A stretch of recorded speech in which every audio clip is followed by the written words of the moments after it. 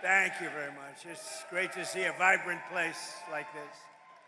As you know, about a year and a half ago, it wasn't so vibrant. I'm looking at all this brand new steel and equipment that just went up because of our tariffs, because of our president, but because of our tariffs. And I'm thrilled to be back in the great state of Georgia with the men and women of an incredible American company, the Kusa Steel Corporation. For more than 50 years, the hardworking Americans at Kusa Steel have poured out their sweat and blood and tears to turn into what, look, you wanted to take raw material and you wanted to take beautiful metal and you wanted to turn it into the highest quality steel racks and plates in the business, all stamped with those really beautiful words. You don't see it too much, but now you do again, made in the USA. Right? And this company prospered and grew from humble beginnings in a Georgia manufacturing. What happened is you became, in a very short while, a Georgia manufacturing giant. But then you watch your core business start to fade. I just spoke to your great owner, and he's great, but he got hit by stupid politicians, basically, making specialized steel tire racks dwindle from 2 bustling shifts to 6 days a week down to 1 shift and 1 hour. 1 hour a week. Then you went back up to 2 days, then you went back to 3 days, then you went back to 1 day, then you went down to 1 hour. Because all the business was going to China and other countries from outside. And it wasn't only here, it was other plants also. I assume your friends, likewise, were having the same problem. Your jobs were being stolen as foreign nations dumped their subsidized products. Don't forget China and these other countries, they pay for it. It's all subsidized. You don't get too much subsidy. But they dropped the subsidized products on our market to try and put Americans out of business, and that's what they were doing. You're lucky you have a man that is so proud of this place. He kept it going, barely kept it going. It wasn't easy. You're a lucky guy. But now, thanks to the fact that we got elected on November 5th, and thanks to what I call the Trump tariffs, business at Kusa Steel is booming again. We just spoke, it's booming.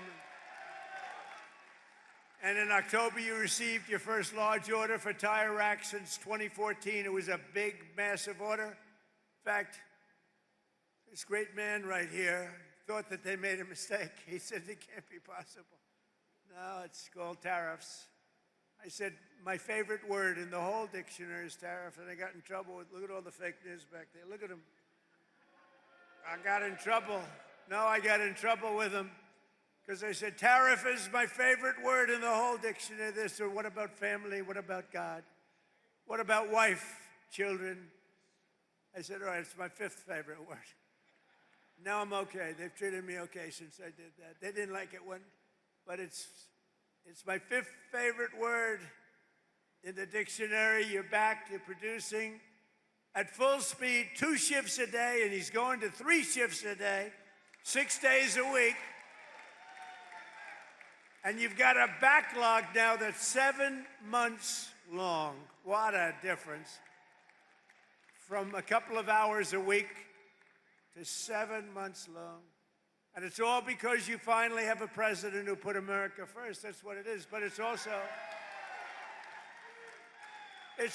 because I imposed powerful 50% tariffs on foreign steel where they were coming in and dumping crap all over our country.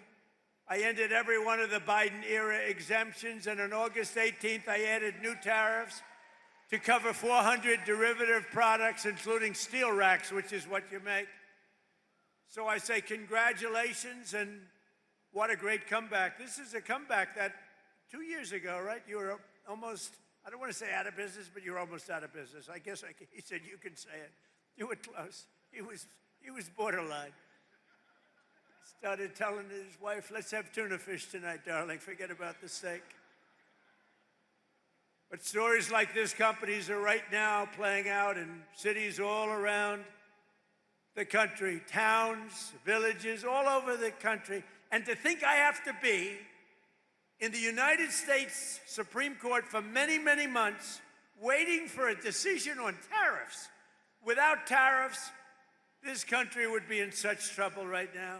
Without tariffs, this country would be like your company was 2 years ago. What a difference it made. And you know who brought the cases against us?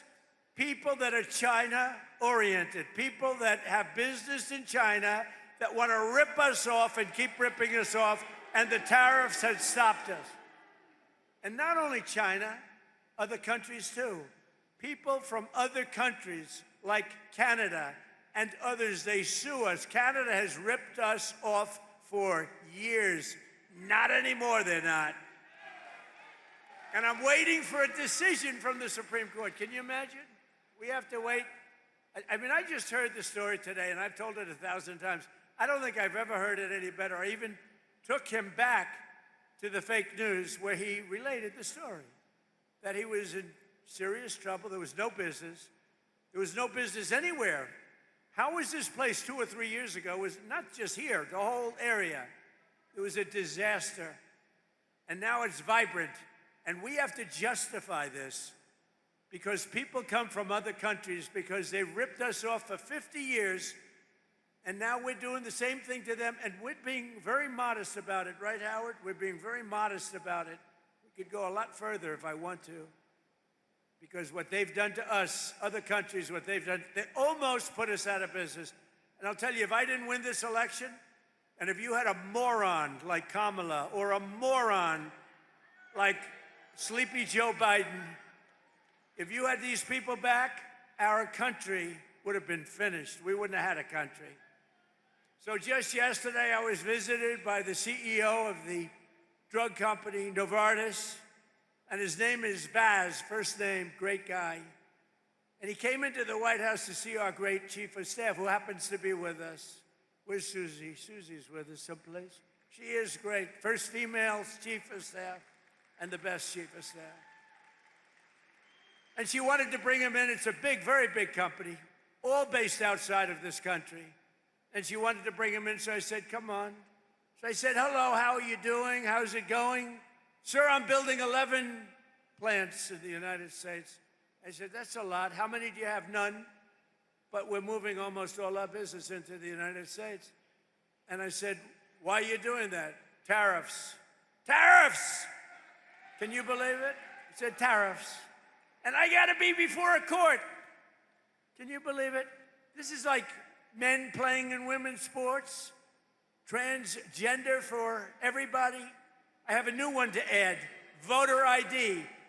The Democrats don't want to give us voter ID because they want to cheat.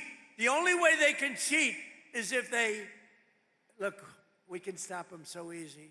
You know what they say? We don't want voter ID because it's racist. Okay? That's a good one. It's racist, no. I'll tell you what, when they look at the polls, 95% of the people want voter ID. Then you have proof of citizenship. So we want voter ID. We want proof of citizenship. For you to vote, let's prove that you're an American. So please, proof of citizenship. They're fighting that. They're fighting that. And then we don't want to have mail-in ballots where they're mailed in from all parts of the place. Mail-in ballots are crooked as hell. We're the only country in the world that use this type of mail-in ballot, the only country in the world.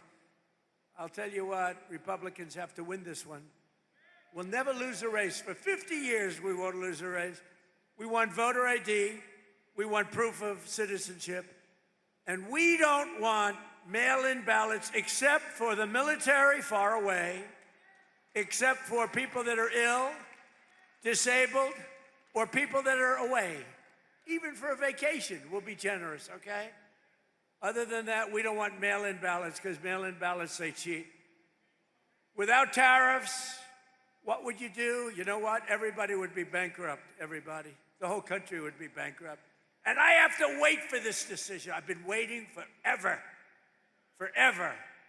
And the language is clear that I have the right to do it as president. I have the right to put tariffs on for national security purposes, countries that have been ripping us off For years, you know what they were doing? Using tariffs. What a country. So sad. So just 1 year ago, under crooked Joe Biden, and he was crooked as hell, our country was dead. Now we have the hottest country. In 1 year, we have the hottest country anywhere in the world, right, Kelly?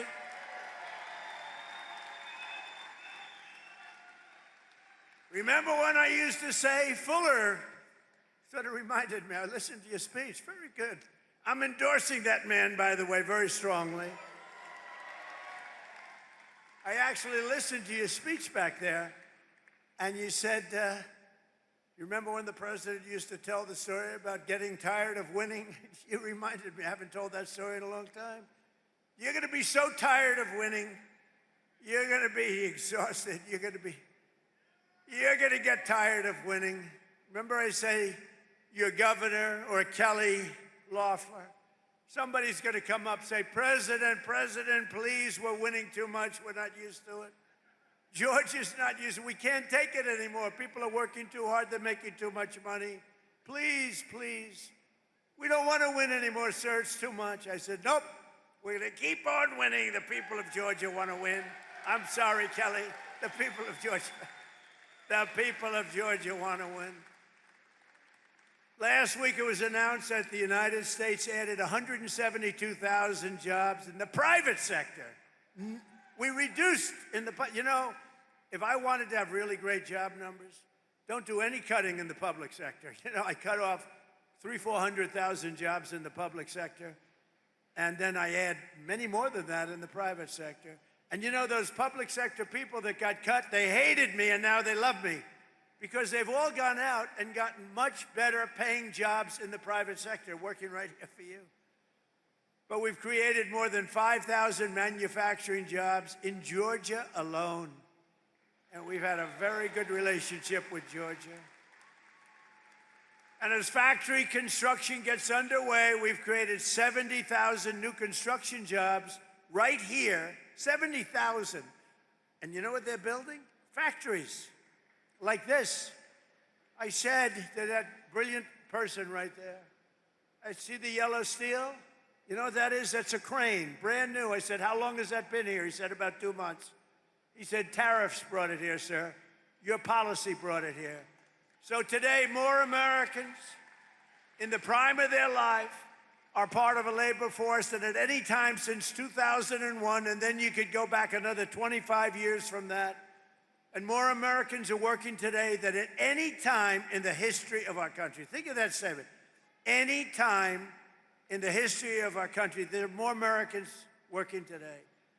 In 4 years, Sleepy Joe Biden got less than $1 trillion of new investment into the United States. So in 4 years, he got a lot less than $1 trillion. But with our pro-American economic growth and the use of tariffs, we've already secured commitments for over $18 trillion. So think of this. In 11 months, because we haven't even gotten to last month, in 11 months, we have $18 trillion worth of investment coming into this country. And here's an example of it. Nice family, by the way. That's better looking than your crane. I like the family better than the crane. Very good. But a good family. The stock market has set 53 all-time